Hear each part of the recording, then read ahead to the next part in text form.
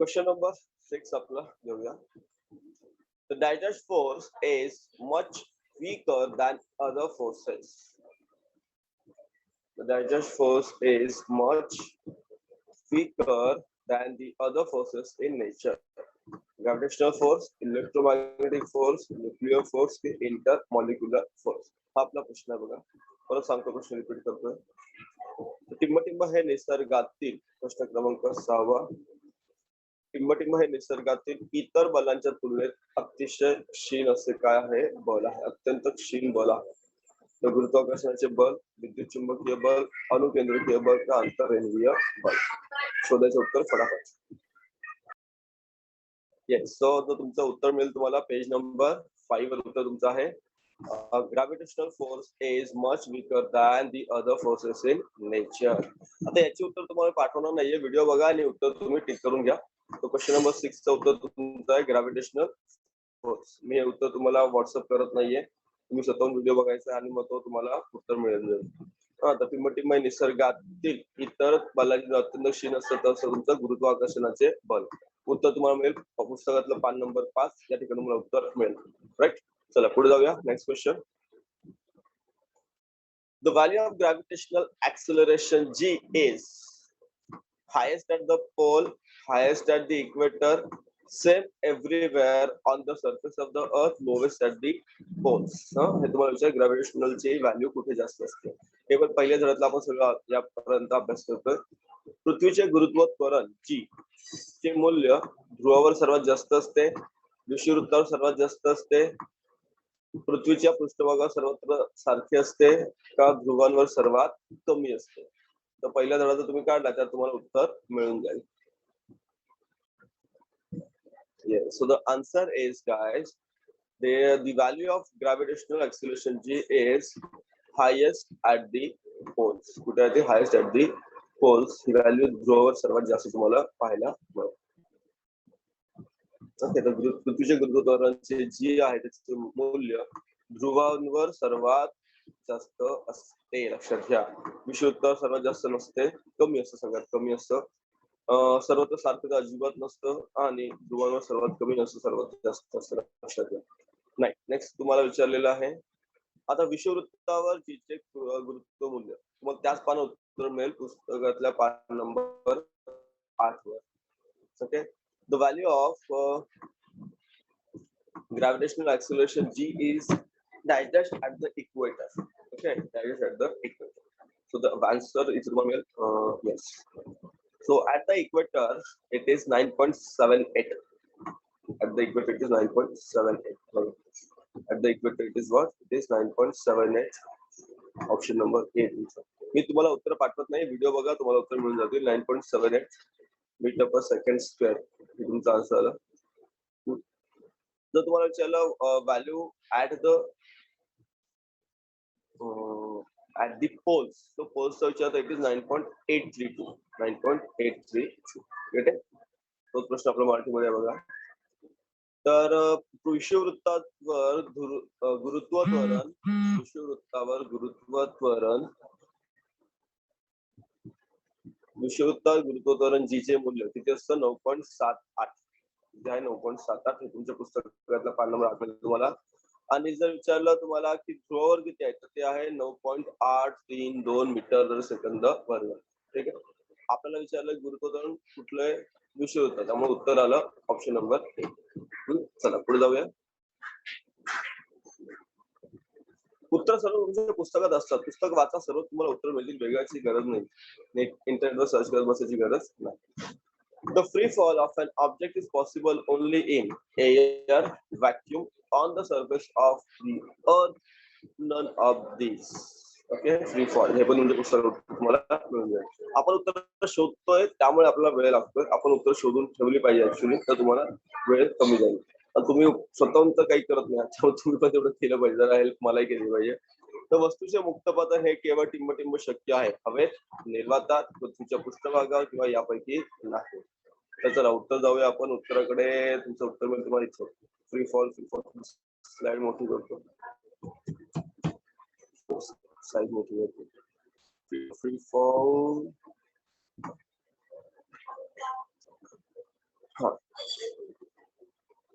Yes.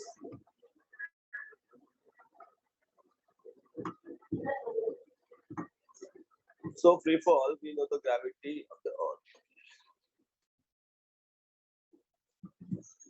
Yes. So the answer is the true free fall is possible only in vacuum. True free fall is possible only in vacuum. So option number B.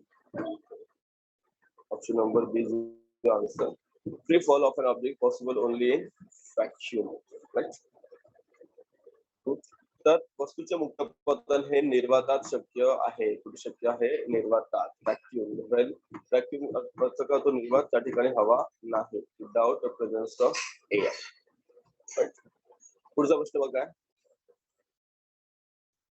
The weight of any object on the moon is nearly dash of the weight of the earth. So किती आहे? 1/6. Right? 1/6. Option number 1. सोपा आहे. 1/6. Option number 1. हे तुम्हाला खूप वेळा सांगितलेलं मी आहे. तर पृथ्वीवरील कोणत्याही वस्तूचे चंद्रावरील वजन पृथ्वीवरील वजनाच्या किती असतं? 1/6 पट असतं. 1/6.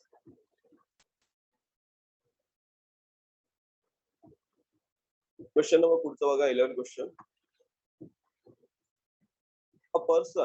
A person weighs 60 Newton on Earth. His weight on the moon. Okay, his weight on the moon. 60 Newton त्याचं weight आहे. And on the moon जर गेला त्याचं weight होतं 1/6. That is 10 Newton. किती होणार तुमचा आन्सर आहे ना? 10 Newton. किती झालं? 10 Newton. कुठली उत्तर मी तुम्हाला पाठवत नाही, त्यात खूप वेळ जातो. व्हिडिओ बघा, तुम्हाला उत्तर मिळून जातो. तर कुठल्याही कोणत्याही वस्तूचे चंद्रावरील वजन झालं नाही. पृथ्वीवर 60 न्यूटन वजनाच्या व्यक्तीचे चंद्रावरील वजन किती असणार? 60 न्यूटन आहे. चंद्राचा आणि पृथ्वीचा जर विचार केला तर चंद्रावर वजन पृथ्वीच्या 106 असतं. म्हणजे तुमचं उत्तर आलं 6 × 60 तर 10 न्यूटन. तुमचं उत्तर मिळालं 10. इथपर्यंत तुमचा पहिला धडा संपलेला आहे. फर्स्ट चॅप्टर तुमच्या ठिकाणी संपलं. सेकंड चॅप्टर या ठिकाणी आपला सुरू होतोय. Dobereiner laid down the rule of. सांगा Dobereiner काय होते? Dobereiner's ट्रायक्टा. ऍक्च्युअली Dobereiner's ट्रायड म्हणतो आपण. कुठलं वेगळं वर्ड या ठिकाणी दिलेलं आहे. सो ट्रायक्टा हे आहे ज्याला आपण Dobereiner's ट्रायड म्हणतो. Dobereinerची त्रिके म्हणतो आपण त्याला. सो ऑप्शन नंबर सी तुमचं उत्तर आहे. Option number C. तो Dobereiner टिंब नियम मांडला. सर्वांमध्ये Dobereinerची त्रिके म्हणतो आपण त्याला. काय म्हणतो? Dobereinerची त्रिके. पुढे विचार तुम्हाला. नेक्स्ट क्वेश्चन आपला आहे Newland's laws of octave is applicable up to dash oxygen, calcium, cobalt, potassium. परत सांगतो बघा प्रश्न आपण उत्तर देऊया. तर न्यूलँड्सचे जे काही अष्टकाचे नियम मांडले, न्यूलँड्सच्या अष्टकांचा नियम टिंब पर्यंत लागू होतो. ऑक्सिजन पर्यंत, कॅल्शियम पर्यंत, कोबाल्ट पर्यंत, पोटॅशियम पर्यंत. यासाठी आपल्याला जावं लागेल धड्याकडे. 2 मिनिटात आपण जाऊया धड्याकडे.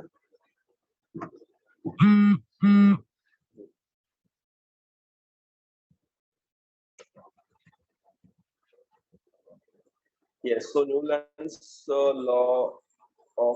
laws of octaves. तुम्हाला इथे दिलेलं आहे कोणतं करायचं?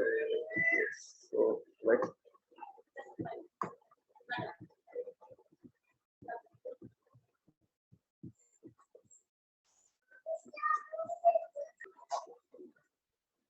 सो उत्तर तुम्हाला या ठिकाणी कुठलं पेज शोधून घ्या. माझ्याकडे पेज नंबर तुमचा आहे 70 टेक्स्ट बुकचा. So Newlands the laws found to be applicable only up to calcium. Okay, so the answer is option number B. Newland's laws of octaves is applicable up to calcium only. न्यूलँडचा अष्टकांचा नियम फक्त calcium पर्यंत लागू होतो. पान number काढायचा आहे 17. तुम्हाला पुस्तकाच्या 17 पान नंबरवर तुम्हाला मिळेल. ठीक आहे, चला पुढे जाऊया. X and Y. Question number 14. X and Y are two elements having similar properties which obey Newland's law of octaves. The minimum and maximum number of elements in between X and Y respectively are. For a sample question, मराठीमध्ये 6, 8, 7, 15, 8, 14 or 6, 30. सारखे गुणधर्म असलेले x आणि Y हे न्यूलँडच्या अष्टकांचा नियम पाळतात. तर न्यूलँडच्या अष्टकांचा नियम पाळतात तर या मूलद्रव्यांदरम्यान जास्तीत जास्त कमीत कमी आणि जास्तीत जास्त किती मूलद्रव्य असतील? 6 ते 8, 7 ते 15, 8, 14 का 6 व 13. यासाठी परत आपल्याला तिथे जावं लागेल.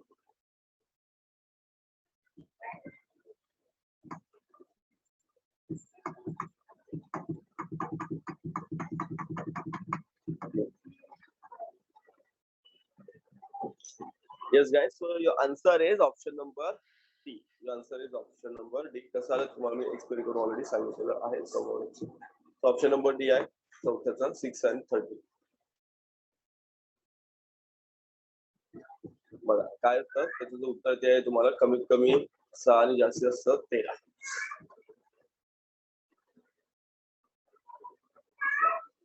Next question आहे 15th question. At the time of Mendeleev, dash elements were known. मेंडेलीवच्या वेळेस किती मूलद्रव्ये होती? 56, 65, 63 और 118. ट्राय करूया, फाइंड आउट करूया. आपल्याला उत्तर शोधायचे आहे त्यामुळे वेळ जातो आपला.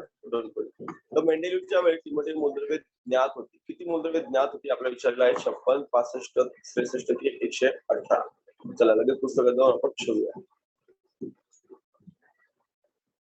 Yes, so answer is your 63 elements were known. 63 elements might have been at the time of Mendeleev. So option is C, 63.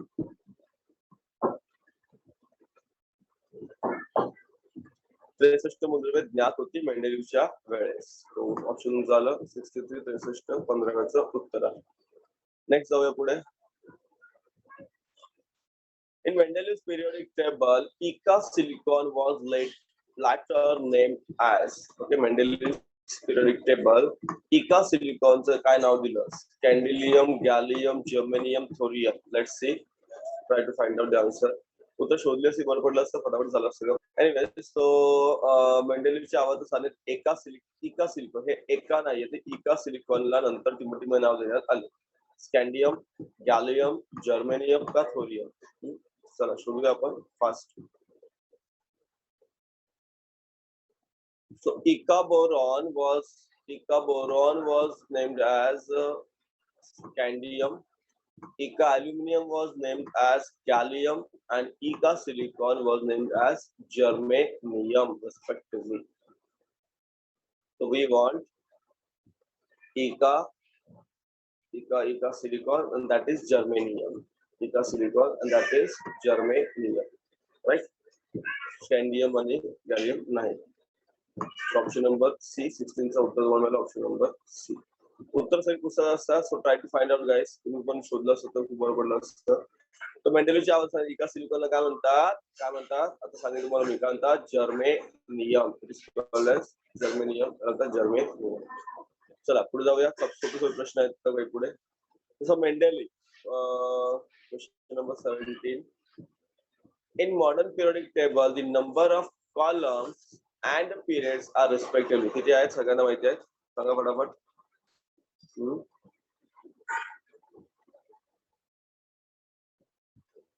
आधुनिक आवर्त सारणीत गण आणि आवर्त यांची संख्या अनुक्रमे किती आहे? सांगा फटाफट. किती रोग आहेत? किती गण आणि किती आवर्तन आहेत? So your answer is 18 and 7. So where we are? So in a modern periodic table, the number of columns and periods are respectively, columns are 18, periods are 7. Option number C. Option number C.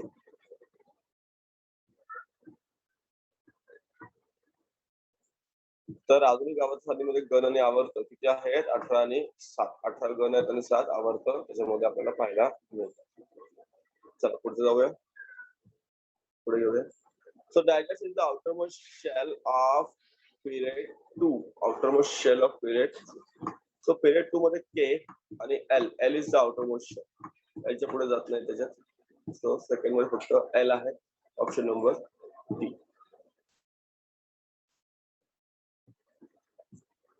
तर पुढे गेलं दुसऱ्या आवर्तातील जी मूलद्रव्य त्यांची बाह्यतम कक्षा फक्त के आणि L एवढी जा एलच्या पुढे ती जात नाही. तिसऱ्या आवर्तामध्ये मग तुमचा एम येतो, एल एम, म्हणजे तुमचा तो 11 पासून तिसऱ्या आवर्ताचा आक्रमण सुरू होतो. ऑप्शन तुमचा आहे एल. पुढे जा.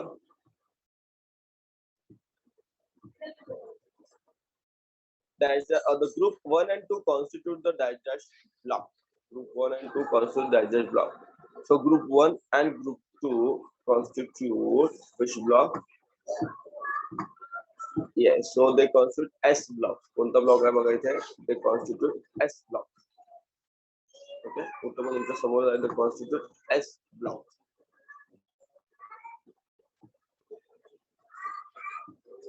दोन एक आणि दोन मिळून एस खंड बनतो. कोणता खंड बनतो? एस खंड. सगळे उत्तर पुस्तकात आपण पुस्तकातून समोर उत्तर शोधत आहोत.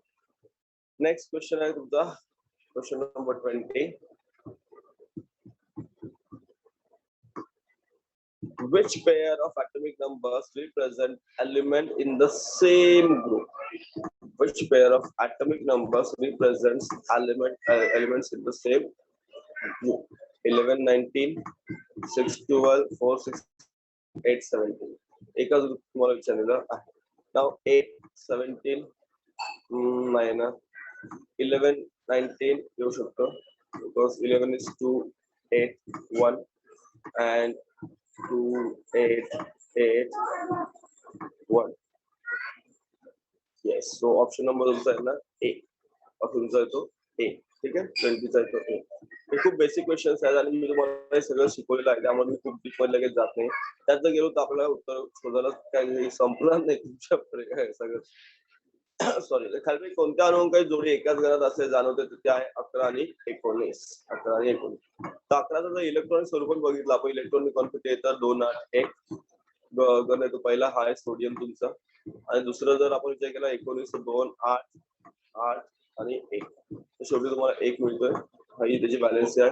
जर आपण डायरेक्ट पुस्तकाचा विचार केला तर तुम्हाला इथे लगेच कळून जाईल आधुनिक आवर्त सारणीमध्ये. बघा इथे आहे, इथे बघा सोडियम आहे 11 आणि त्याच्या खाली पोटॅशियम आहे 19. ते एकाच गणामध्ये आहेत, पहिल्या गणामध्ये दिसतं. मग आपण डायरेक्ट याचा विचार न करता आपण स्वतःच्या मनाने सुद्धा काही गोष्टी सोडवायचा प्रयत्न केला पाहिजे.